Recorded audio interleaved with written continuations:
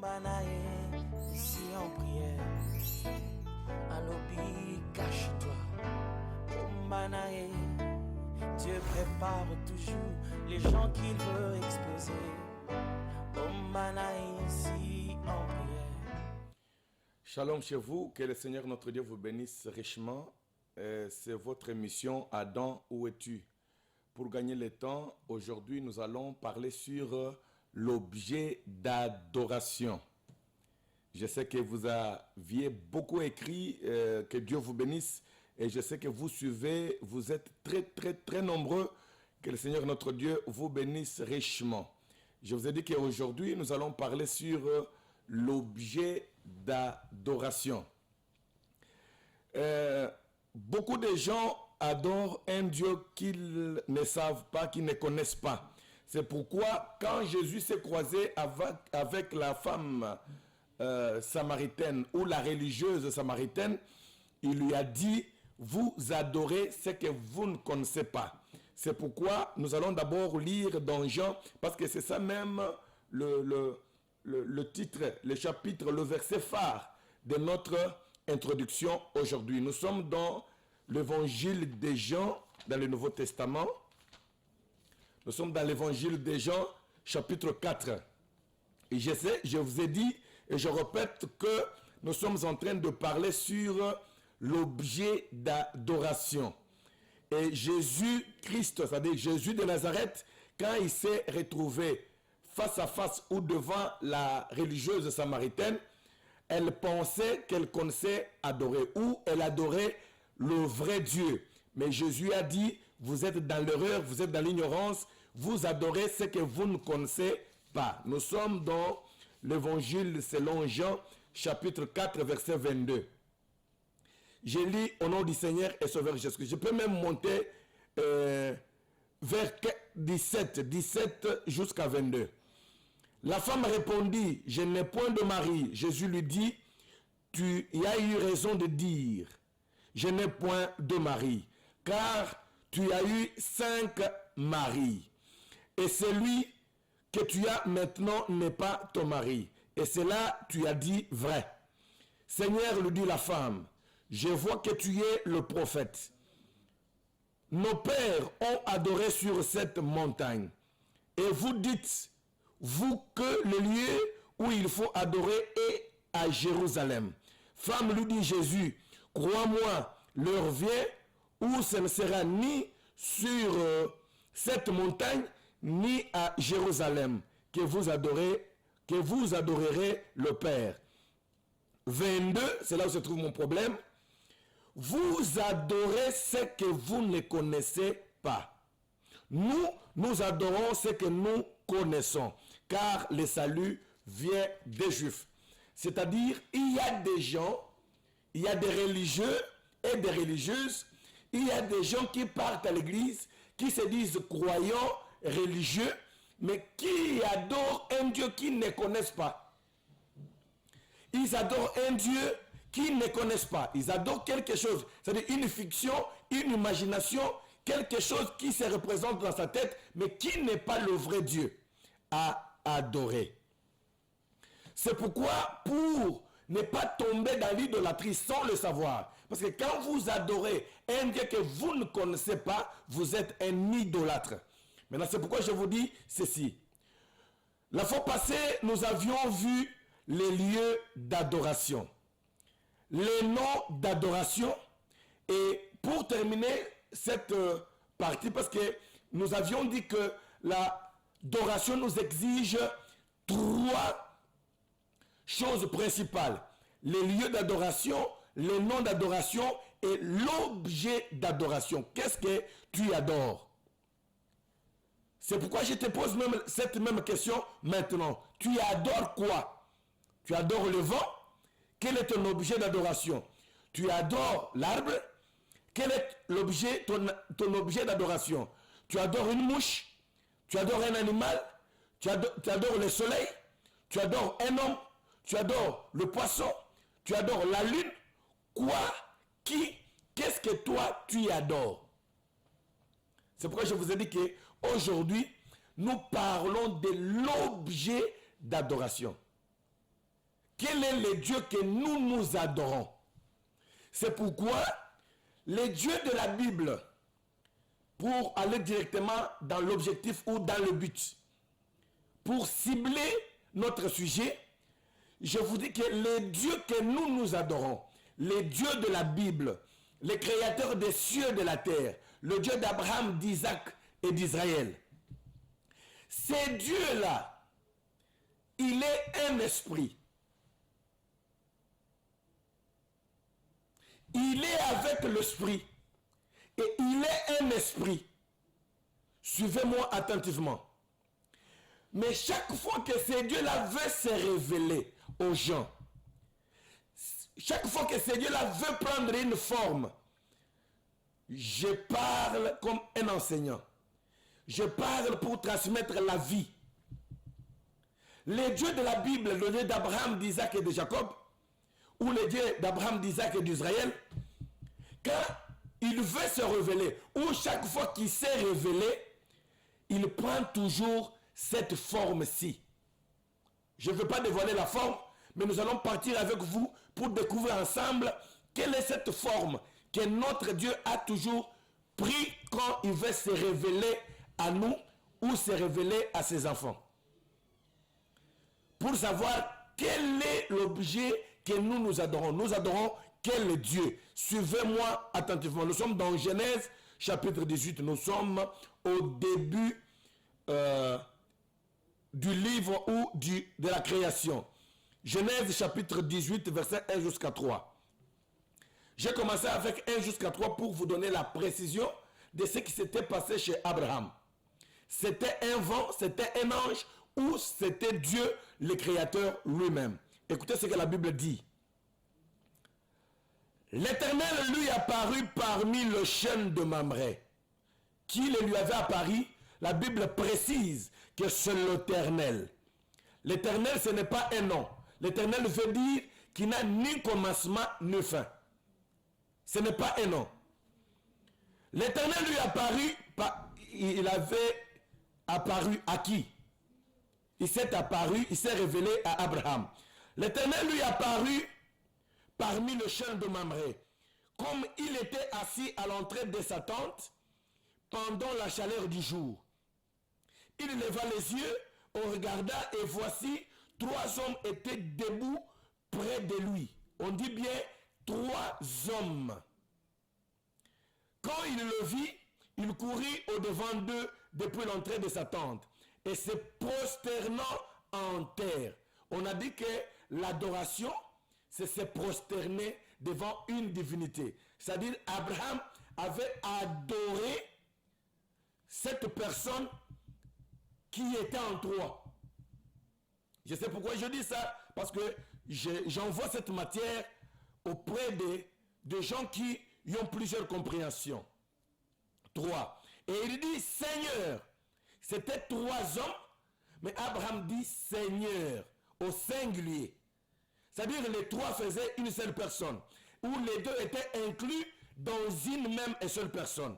Et il dit Seigneur, si j'ai trouvé grâce à tes yeux, ne passe point, je te prie, loin de ton serviteur. C'est-à-dire, la personne qui s'était révélée à Abraham, c'était l'Éternel, notre Dieu. Et Abraham l'a adoré en se prosternant.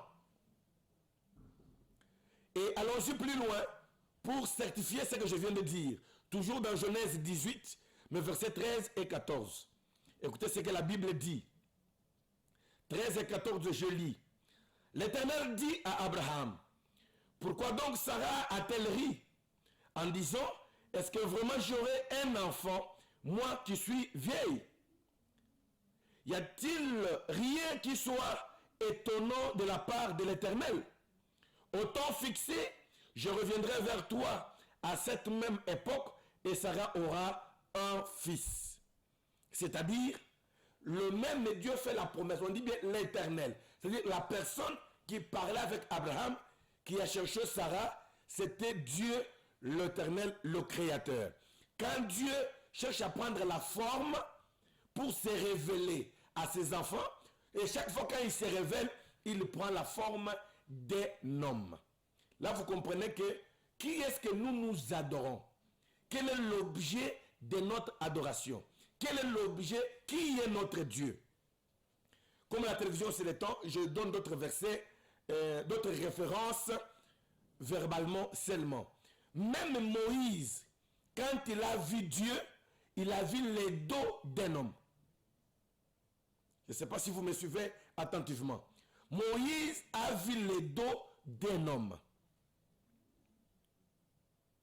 C'est-à-dire, Dieu, quand il se révèle, quand il veut se révéler, il prend la forme d'un homme. Et écoutez maintenant, je commence maintenant à pénétrer ma matière. Et quand Dieu a voulu venir officiellement sur la terre, il a pris la forme d'un homme.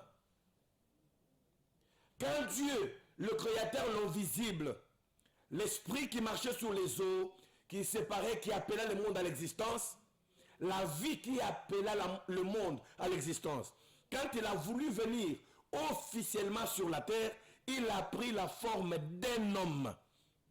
Preuve, nous sommes dans Matthieu chapitre 1er, Nouveau Testament. Nous sommes dans Matthieu chapitre 1er. Là, nous sommes en train de parler de l'objet d'adoration. Je sais que je suis en train de vous amener lentement et sûrement. Matthieu chapitre 1er, verset 23. Pour être direct, la Bible dit ceci dans Matthieu chapitre 1er, verset 23. La Bible dit ceci. Voici la Vierge sera enceinte. Elle enfantera un fils. Et on lui donnera le nom d'Emmanuel. Ce qui signifie Dieu avec nous.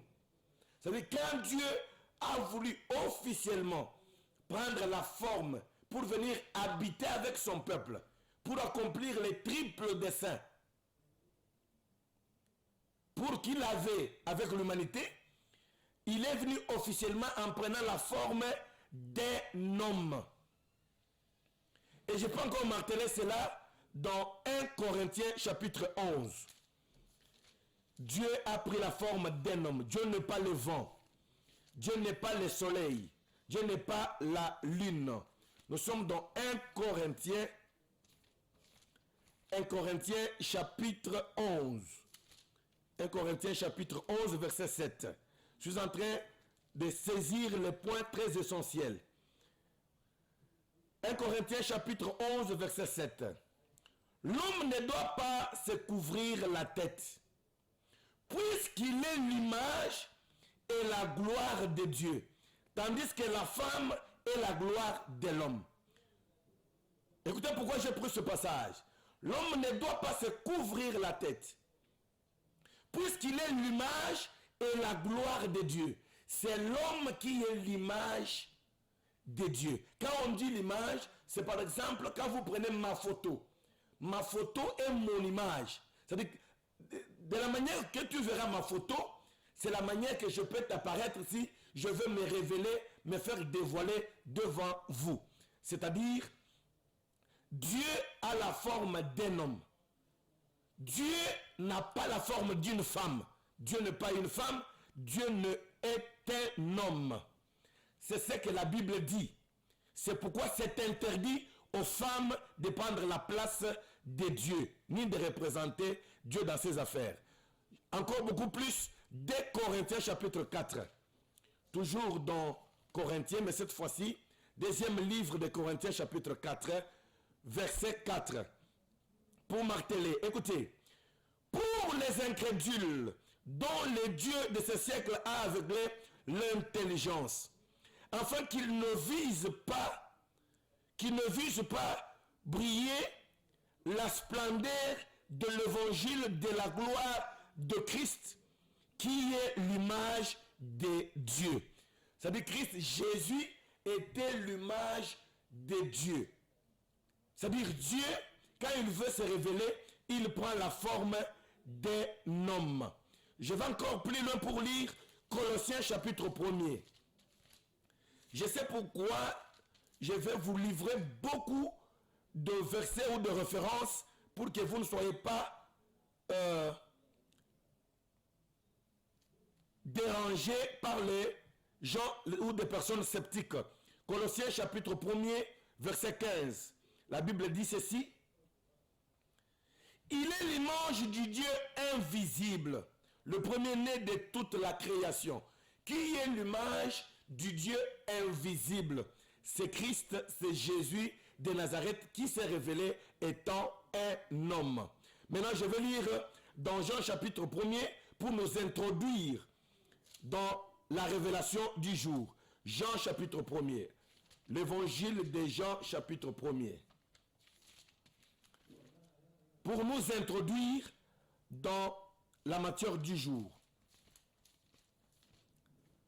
Nous sommes dans l'évangile de Jean chapitre 1er, verset 18. Quelle est la forme ou bien quel est ou qui est notre objet d'adoration? Je parle de l'objet d'adoration. Jean, l'évangile de Jean chapitre 1er, verset 18. La Bible dit ceci. Personne n'a jamais vu Dieu. Le Fils unique qui est dans le sein du Père est celui qui l'a fait connaître.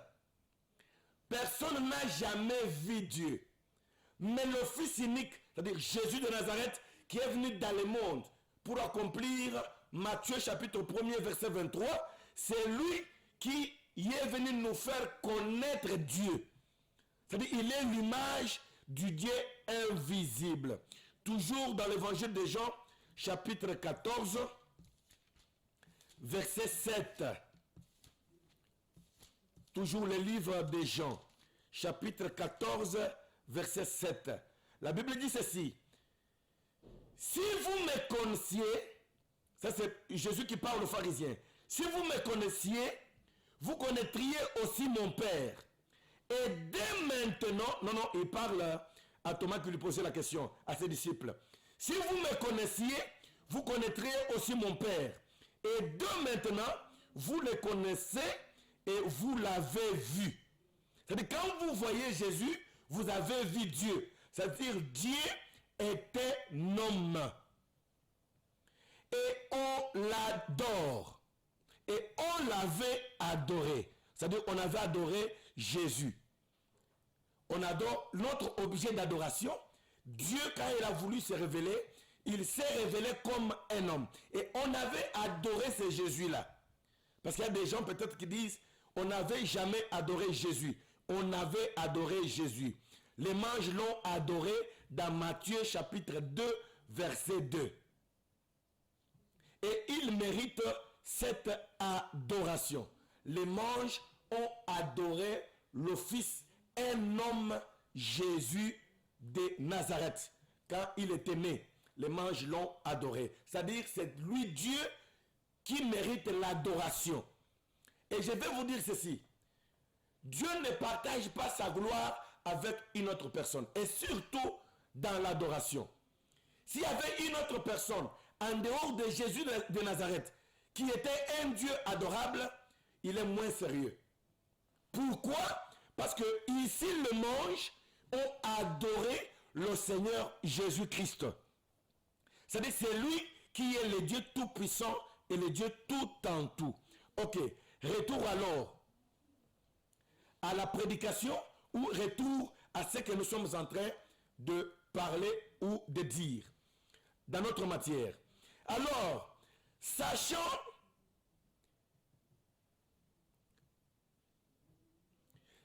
Jésus de Nazareth, sachant qu'il reprendra sa forme initiale, quelle est la forme initiale? Avant de devenir homme, il était esprit. Avant que Jésus ne soit né par la Vierge Marie, il était un esprit. Mais c'est pourquoi j'ai dit, sachant qu'il reprendra sa forme initiale, c'est pourquoi il dit, je viens du Père et je retourne au Père.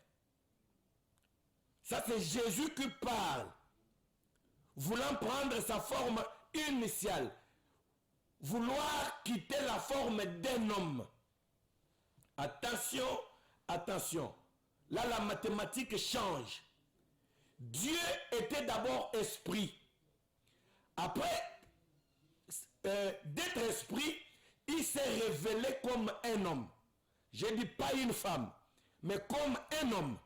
Après avoir été révélé comme un homme, pour accomplir son dessein de la rédemption, il promet, il dit, je vais rentrer, je vais redevenir la lumière, je vais redevenir l'esprit, je vais reprendre ma forme initiale. C'est pourquoi il dit, je viens du Père et je dois retourner au Père. Jean chapitre 13, verset 1er. Lisons ça ensemble avec vous. L'évangile de Jean chapitre 13, verset 1er. Avant la fête de Pâques, Jésus, sachant que son heure était venue, dépasser de ce monde au Père. Il voulait déjà quitter le monde pour entrer au Père. Or que le Père, ce n'est pas un nom propre. Le Père signifie la source de vie. Quand il était une source de vie, quand il était dans sa forme du Créateur, il était un esprit. Mais là, il dit, je vais retourner au Père. C'est-à-dire, je vais retourner dans mon état d'esprit. Et ayant aimé le ciel qui était dans le monde, mis le comble à son amour pour eux. C'est-à-dire, Jésus promet, je m'excuse, de retourner au Père. Pour encore certifier, nous allons lire dans Jean chapitre 16, verset 16. Jean chapitre 16, verset 16. Encore un peu de temps et vous ne me verrez plus. Et puis encore un peu de temps et vous me verrez. Parce que je vais au Père. Il voulait déjà quitter la forme humaine.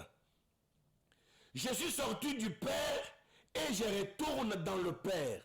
C'est-à-dire que Jésus était sorti de quelque part. Jésus de Nazareth. Même la Bible dit, il est sorti du sein de son Père. C'est-à-dire là où il était sorti, c'est là où il va rentrer. Est-ce que la Bible le dit? Jean chapitre 16, verset 28. Il dit ceci. Je suis sorti du Père et je suis venu dans le monde. Maintenant je quitte le monde et je vais au Père. C'est-à-dire il veut maintenant retourner dans sa forme initiale. Maintenant si toi tu restes avec une imagination, une forme humaine dans ta tête, c'est Ichabod. Ichabod veut dire la gloire n'est plus. Attention. Qu'est-ce que nous adorons alors aujourd'hui? Quel est notre objet d'adoration aujourd'hui? Jésus, sachant qu'il devrait quitter la forme humaine, la forme d'un homme, pour retourner dans le Père, voilà qu'il introduit l'enseignement de la vraie ou du vrai adoration et d'un vrai adorable. Jésus introduit un nouveau enseignement. Il dit ceci dans Jean chapitre 4, parce qu'il voulait déjà quitter les dispensations. Il voulait changer de dispensation. Il dit dans Jean chapitre 4 ceci. L'évangile de Jean chapitre 4. C'est vraiment la mathématique de Dieu pour connaître l'objet d'adoration. Jean chapitre 4 verset 22. Jésus dit, vous adorez ce que vous ne connaissez pas. Nous adorons ce que nous connaissons, car le salut vient des Juifs. Maintenant, comme il veut quitter le monde pour entrer dans le Père, d'où il était sorti, il introduit un enseignement d'adoration. Il dit, les Samaritaines ou les Samaritains, la Samaritaine ou les Samaritains ne connaissaient pas les dieux qu'ils adoraient. C'est le cas pour plusieurs. Ils adorent, mais ils ne connaissent pas les dieux qu'ils adorent. Verset 24. Il dit, Dieu est esprit. C'est-à-dire, comme il voulait quitter la forme humaine, il veut retourner dans sa forme initiale qui était esprit. Il dit, le Dieu que vous devez adorer est esprit. Et il faut que ceux qui l'adorent en esprit et en vérité. 23. Mais l'heure vient, et elle est déjà venue, où les vrais adorateurs adoreront le Père en esprit et en vérité, car ce sont là les adorateurs que le Père demande. Le Père demande, cherche les vrais adorateurs qui l'adoreront en esprit et en vérité. Maintenant, qu'est-ce que la vérité? Parce que nous, il faut maintenant introduire cette nouvelle dispensation d'adoration. Dieu était esprit dans l'Ancien Testament.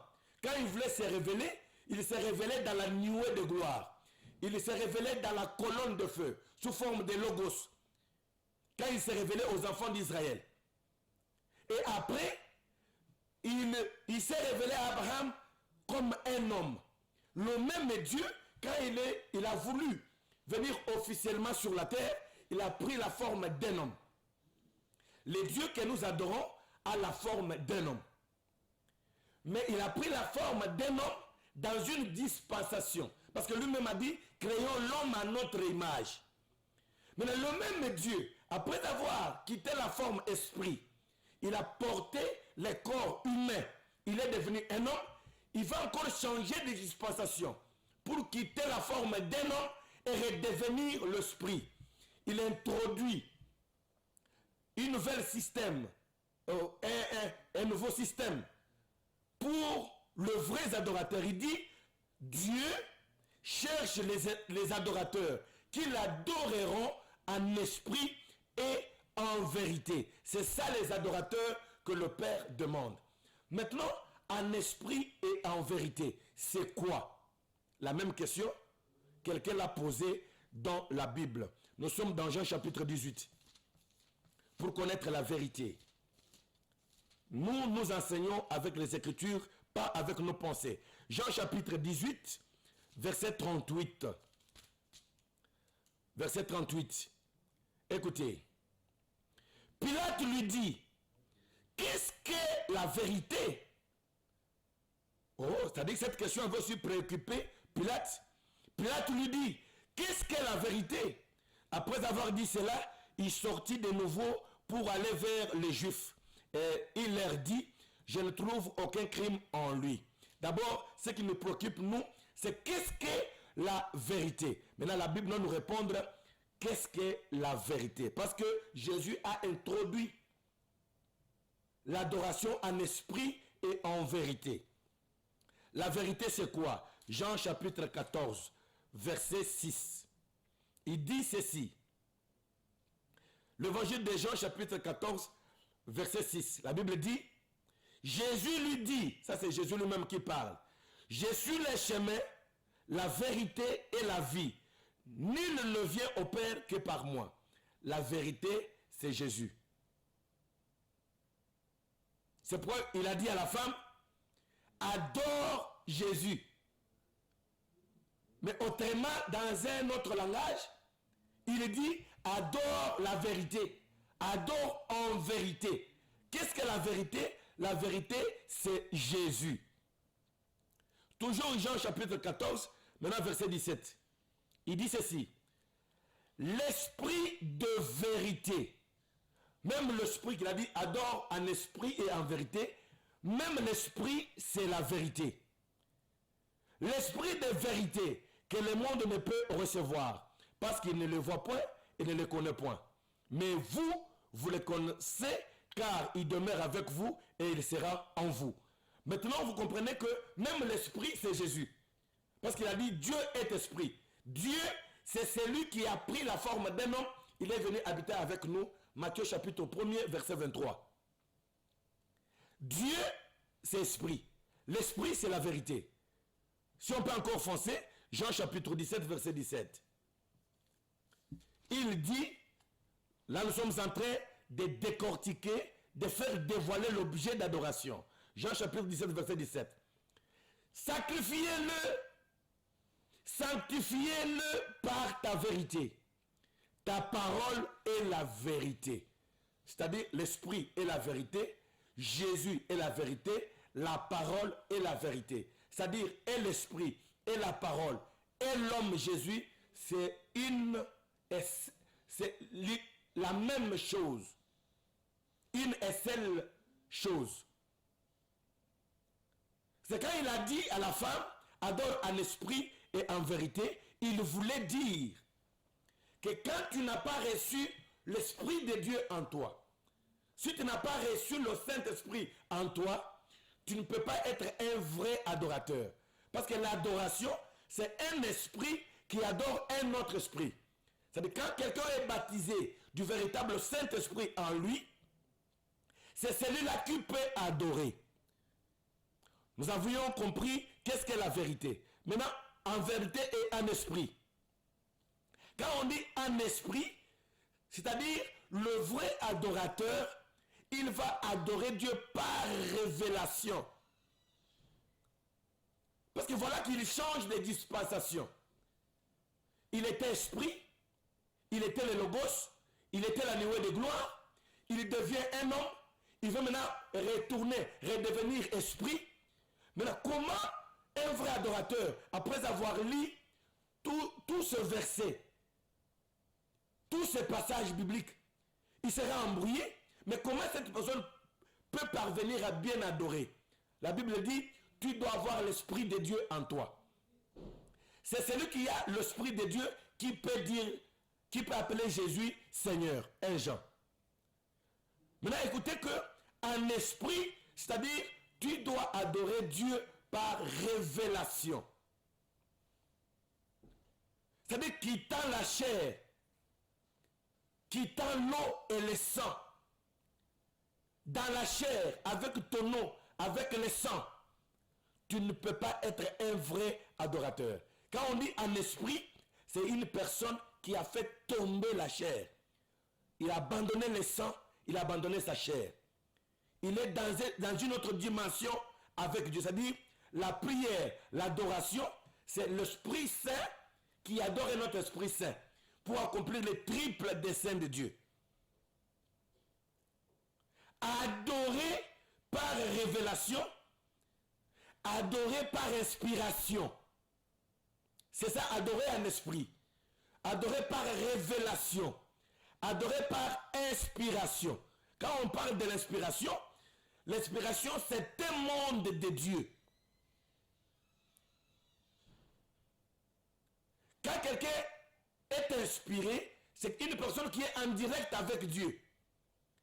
Qui est en direct avec le Père.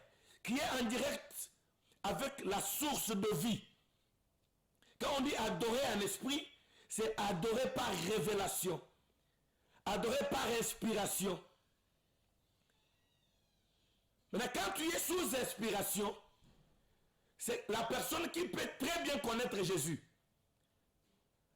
Quand tu connais Jésus par révélation, tu es un vrai adorateur. Quand tu connais Jésus par inspiration, tu es un vrai adorateur. Pourquoi j'insiste sur ça? Aujourd'hui, si on pose aux gens la question, qui est Jésus? Il dira, il est Jésus de Nazareth. C'est pourquoi nous voyons les ignorants, ils lisent la Bible au nom de Jésus de Nazareth. Ils baptisent les gens au nom de Jésus de Nazareth. Ils chassent les démons au nom de Jésus. Non! Le rôle de Jésus de Nazareth aujourd'hui est resté uniquement pour l'expiation, le pardon du péché. Quand tu n'as pas la révélation, tu es ipso facto un idolâtre. La révélation, c'est l'inspiration. C'est pourquoi Jésus pose cette même question à ses disciples. Il dit, qui suis-je? Si tu veux l'adorer, qui est Jésus? Quel est notre objet d'adoration? Il pose la question, qui suis-je? La réponse vient par Pierre. Il dit, tu es Christ, le Fils du Dieu très haut. Mais partout là, on le lui appelait fils de Joseph et de Marie, fils d'un charpentier.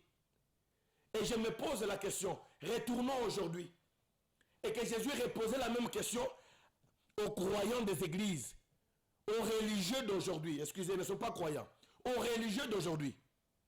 Qui suis-je? Vous allez lui dire que tu es Jésus de Nazareth. Ok, c'était la réponse que Pierre devait donner. Parce que Pierre le connaissait mieux. Et il vivait même dans cette dispensation de Jésus de Nazareth. Mais Pierre a dit, tu es Christ, le Fils du Dieu très haut. C'est-à-dire, tu viens d'en haut. Tu viens du Père. Écoutez même la réponse de Jésus pour comprendre. Adorer en esprit. Adorer en esprit. Nous sommes dans Matthieu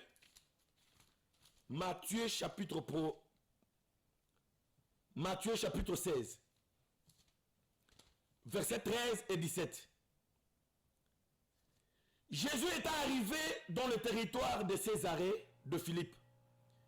Demanda à ses disciples, qui dit-on que je suis, moi le Fils de l'homme? Ils répondirent, les uns disent que tu es Jean-Baptiste, les autres Élie, les autres Jérémie ou l'un des prophètes.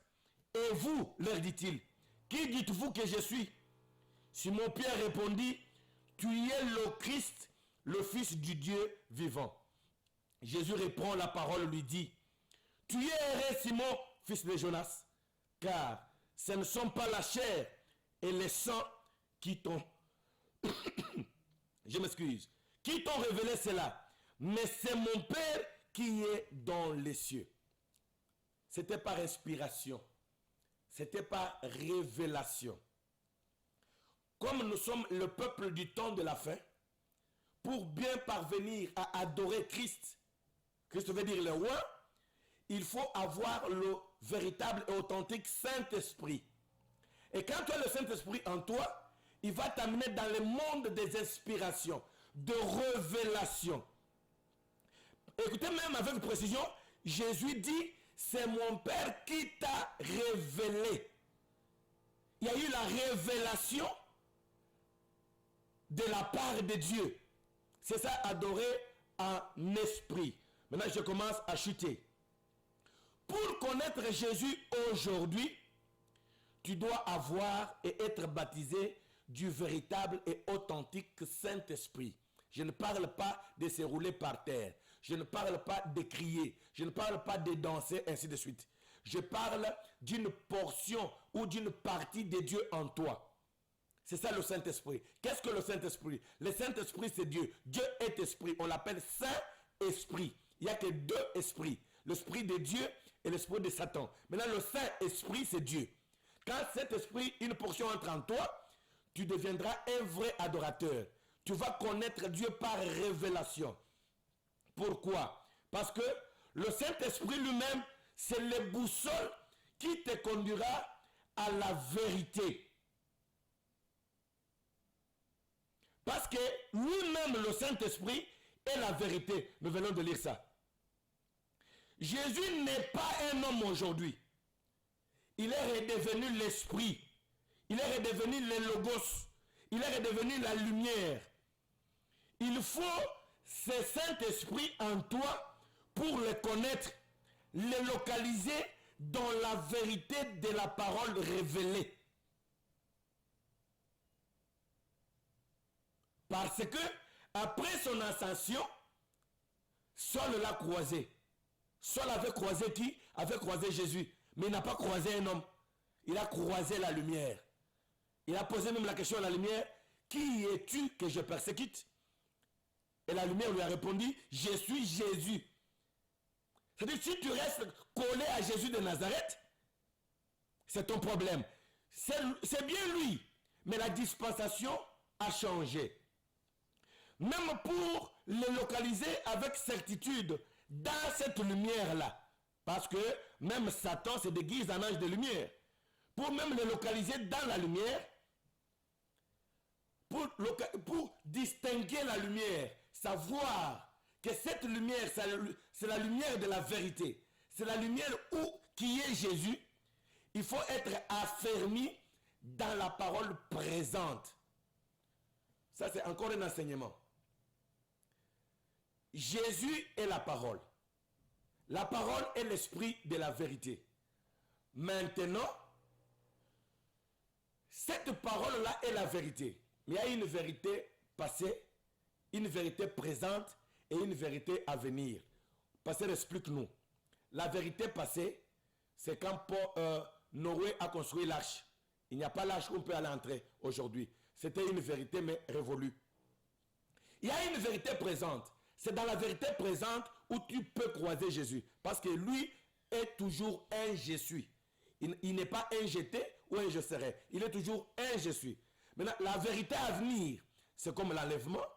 Comment l'église sera organisée à la fin de tout pour être enlevée. C'est une vérité, mais qui n'est pas présente, qui va venir. C'est écrit dans 2 Pierre, chapitre 1er, verset 12.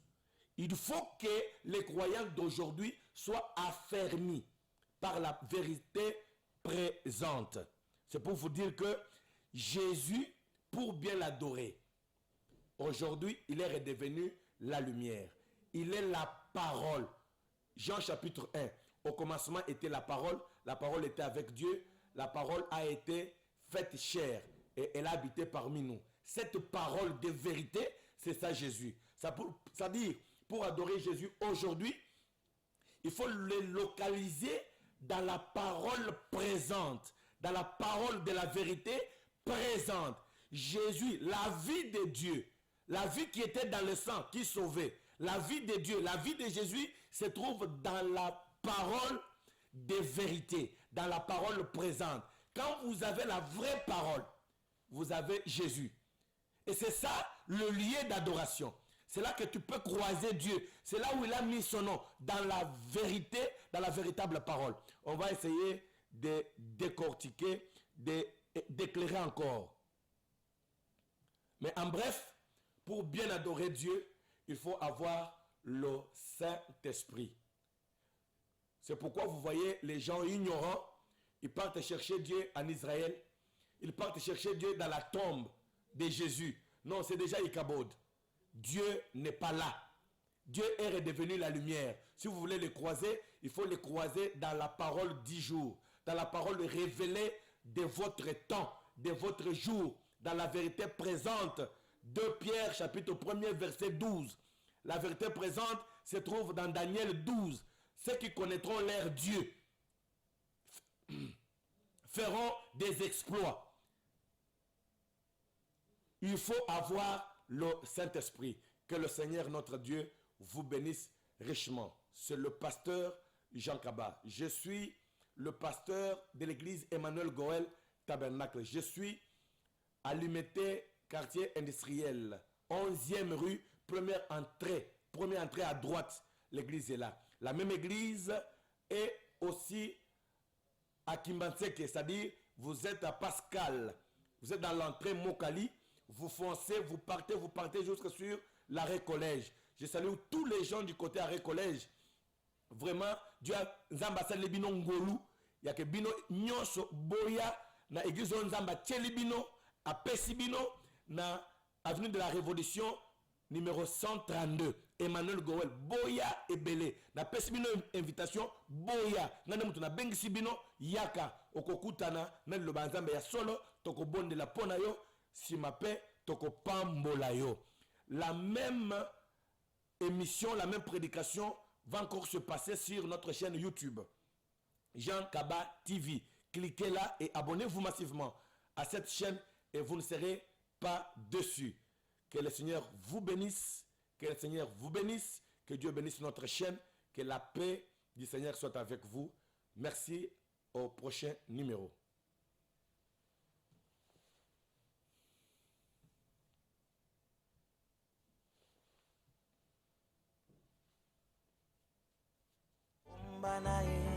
Ici en prière, Alobi, cache-toi. Dieu prépare toujours les gens qu'il veut exploser.